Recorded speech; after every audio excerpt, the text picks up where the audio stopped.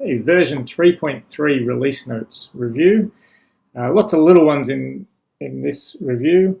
So the Treepl team doubling back and finessing some of the core features, which is good. So we'll start at the top. Documentation link in the admin. So we had documentation link here showing that's now only visible to partners. So your end client won't be able to link through to that. So good for white labeling. Do not use template and use default template behavior. So now we've got the ability to select not to use a template at all for an item and use default. So the way that's working is sort of listed out here. You can read through that and get the flow on how that works. But yeah, basically we've just got the ability to not use a template at all. Then we've got new calendar support for events. So a responsive calendar, new JavaScript plugin in the CMS assets folder, and then we're able to select that from the components toolbox to list out your events into a calendar format. Then we've got add parent name to the module component. So if we wanted to get the parent name, parent ID, and the parent URL of the item we're looking at, that's now available in the liquid output. So that could be handy.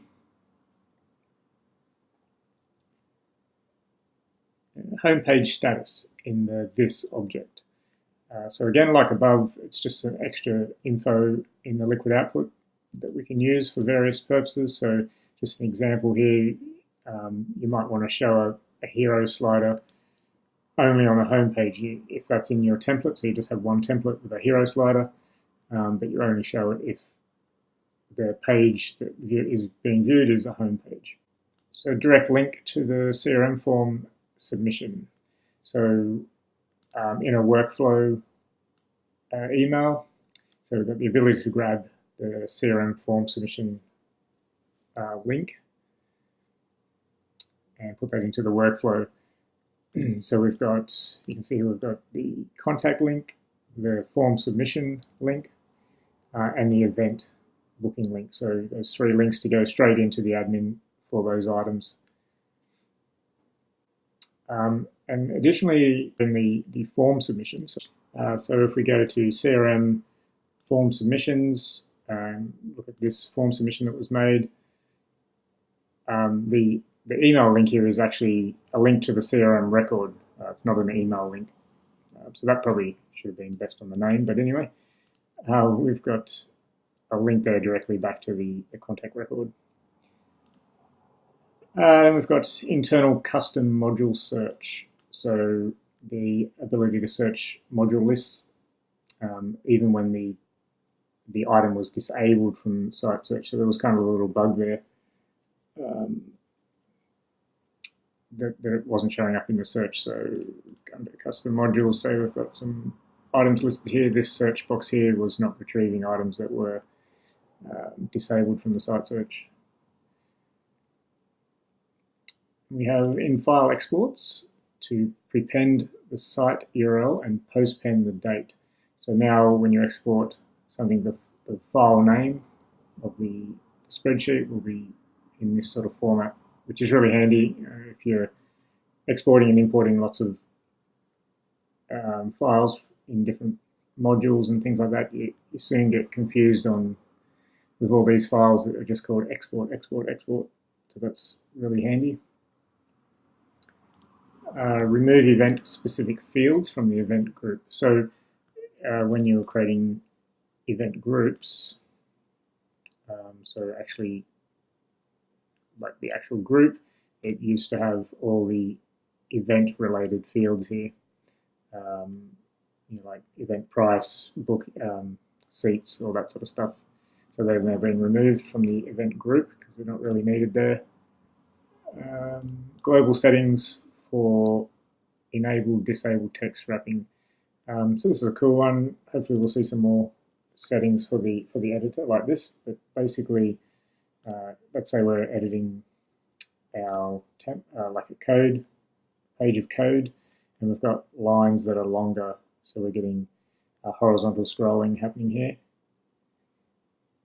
So like a lot of code editors, you can now set the option under settings, miscellaneous, and you can enable text wrapping on new lines in the ACE editor. So save that. Oops. Head back to that template, and we can now see like this line here is now wrapped and there's no horizontal scrolling. So if that's your preference, you can now set that. And we have a keyboard shortcut to save when working in the ACE editor or WYSIWYG editor. So Control S or Command S, Windows and Mac shortcuts to save that content. So that's helpful. Okay, and the reindex site, there's now a checking status on that to disable the button when it's indexing and show an actual status when that's happening. So if I click that, you can see an in-process status, and now the button's enabled again. So it just prevents multiple indexing while it's still indexing. So on larger sites, that might take a while. Show the Treepl CMS version in the admin. So right down the bottom here, we have the version 3.3. That's always handy to reference that. So we've got rename documents to file manager in the WYSIWYG link manager. So when we're editing a page, for example, using the WYSIWYG view, when we're inserting a link, this here is now file manager. It used to say documents, so I think file manager is more semantically correct. So show templates and release date on module item list view. So this is really handy when we've got let's say a custom module with items listed. We now have the template that's being used for that item and the release date of that item in the list view. So that's really handy when you're looking at the list view, and you can also sort by the release date as well. So very handy feature, that one. Empty Google Analytics code was showing, and some issues with the head tag, closing head tag missing. So if there was no Google Analytics set up, the code was still rendering onto the site. So that's a bug that's been fixed. And the last bug, the Open Graph properties via Liquid weren't accessible directly. So the parent item was rendering the JSON, but you couldn't directly access, say, the title or description, that sort of thing. We can now, so that's great. So that's the conclusion of 3.3 release notes. Thanks.